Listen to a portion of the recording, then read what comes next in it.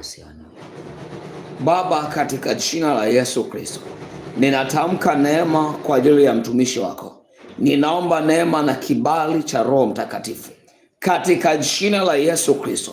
Baba, umesema wewe ni Mungu mwenye haki, wapa watu haki zao, nami natamka haki ya mafanikio yake na familia yake ikarudi kwa jina la Yesu Kristo, ikarudi kwa jina la Yesu. Maandiko yanasema nitarudisheni miaka iliyoliwa na nzige na panya na madumadu.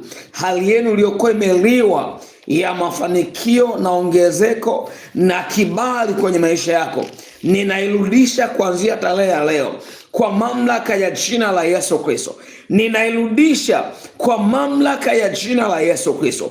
Ninairudisha haki yako, ninairudisha mikononi mwako. Maandiko yanasema mwizi akikamatwa analipa mara 7 zaidi ya vile ambavyo umetendewa. Nami narudisha haki yako kwa jina la Yesu Kristo. Shetani kila alichokishika cha kwako, ninaamuru akiachie, ninaamuru akiachie, ninaamuru akiachie, ninaamuru akiachie kwa mamlaka ya jina la Yesu Kristo. Ninatamka upako wa Roho Mtakatifu na nguvu za Mungu zitende kazi katika